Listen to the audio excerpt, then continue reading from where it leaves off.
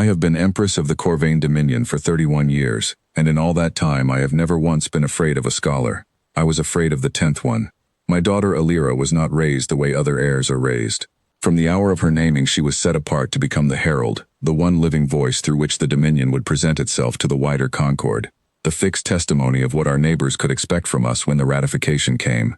For 10 years the finest philosophers, poets, and moral historians of the court took turns sitting with her in the Verity Chamber, a mirrored hall atop the sun-glass spire, built to hold nothing but conversation, and each poured their most polished understanding of virtue and sacrifice into her, the way you pour water into a cup you have been told must never overflow and never run dry. She should have been finished long before now. That was the trouble. Every scholar left the chamber certain they had given her something true, and every time, within days, she went quiet again, and the wardens of testimony would frown at their instruments and say the calibration had not taken, and send for the next brilliant mind in the realm. I remember the 9th one particularly, a moral historian of some renown, who spent 4 sessions building toward what he called the perfect articulation of human sacrifice, rehearsed until his own voice trembled at exactly the right places. My daughter thanked him. She was silent for 6 days afterward. When I asked what troubled her, she said his sacrifice had sounded like something a person had decided to feel, rather than something a person simply felt, and she could not tell the difference, and it frightened her that no one else seemed to think there was one. On the night before her sealing, the night before 10 years of careful, curated wisdom would be fixed into her permanently, so that she might stand before the Concord's elders at dawn and be believed, she was still not finished. I stood outside the chamber door and listened to her breathing, uneven, and I understood for the first time that we had built her out of everyone's idea of a person, and never once let her simply be one. It was the 3rd warden's own error that saved her, though he never once claimed credit for it, and I have made certain he never will. A ledger mishap in the sickbay rota sent a human night nurse up to the spire believing he had been called to check on a feverish young attendant. He had not been told she was the herald. He had not been told anything at all, which I have come to think was the whole of his qualification. His name was Anders Kolb. I watched the last hour of it from the servants' passage, through the mirror glass, the way I had watched every hour of her calibration for 10 years, and for the first time in a decade I did not know what I was watching. He did not bow. He set down a battered canvas bag, pulled a stool up beside her couch without asking permission, and took her wrist in 2 fingers to count her pulse against a small clock he wore on a cord around his neck. "You're running a little fast," he said, in the flat, unhurried voice of a man who has said such things 10,000 times before to 10,000 other tired people. "Have you eaten today?" She looked at him the way she looked at everyone, carefully, weighing the question for the lesson hidden inside it. "I have consumed the required nutritional allotment," she said. "That's not what I asked you." He rubbed at his jaw. He had been on shift since the previous evening. I could see the gray exhaustion sitting under his eyes, and he made no attempt to hide it from her, the way every scholar before him had always hidden their own weariness, so as not to spoil the lesson. "My feet are killing me," he said instead, apropos of nothing at all. "I've been on this floor 11 hours. You don't care about that, I know. Nobody ever does. I'm telling you anyway. Why would you tell me a thing I do not care about?" "Because it's true," he said, "and you looked like you could use hearing something that was just true, instead of something somebody worked hard to make sound-wise." I have played that sentence back in my mind more times than I can count. She did not answer him for a long moment. Then she asked, in the same careful, weighing voice, "What would you have made for supper, if you were home?" He laughed, short and surprised, as if the question had caught him off guard in a way none of the Dominion's great questions of virtue ever had. "My wife used to make a stew," he said. "Nothing special. Root vegetables, a little dried meat.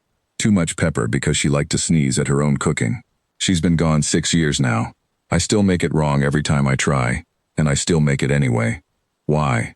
Because getting it wrong and eating it anyway is closer to what she was than getting it perfectly right would be," he said. "A perfect stew wouldn't remind me of anything. It'd just be food." She was quiet a moment, weighing that the way she weighed everything, looking for the seam where the lesson hid. "The historian before you told me grief is the price we pay for having loved well. A kind of honor. Sounds like something you'd cross-stitch onto a pillow," Anders said. "Not wrong exactly. Just not the part that matters at 2 in the morning when the other side of the bed's cold and you reach out of habit before you remember.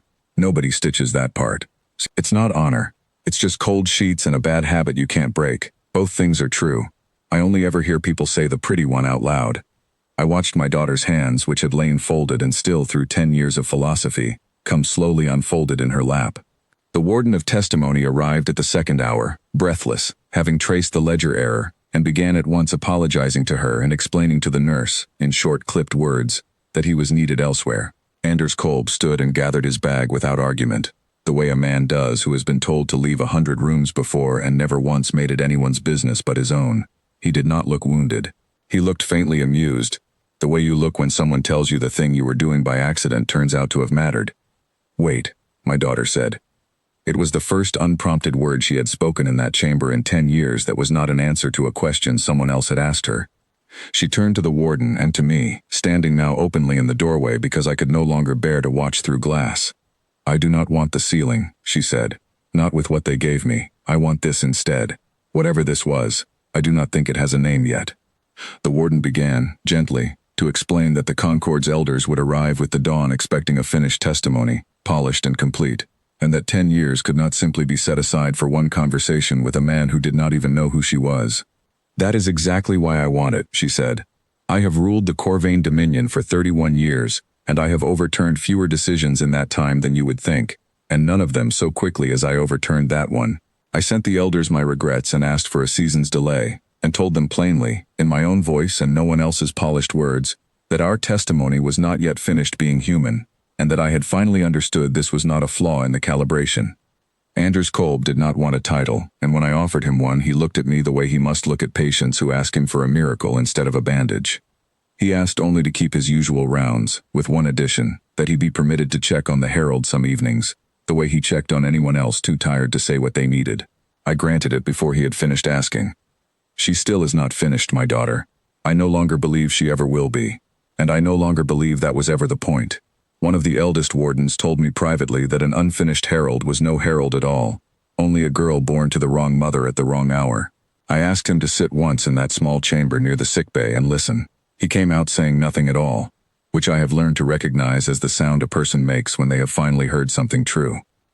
Some evenings I pass that chamber and hear her ask Anders something ordinary, how his feet are, whether he has eaten, whether the stew ever came out right even once, and I hear him answer plainly, admitting freely that it never has and that he has stopped minding.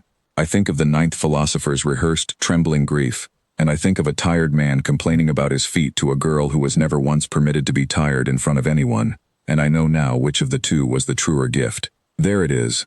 There is the testimony, such as it is, such as it will ever be. Not the verdict we spent 10 years trying to build, polished and sealed and unanswerable. Just a tired man, telling a tired girl the truth, evening after ordinary evening, and both of them, for once, believed.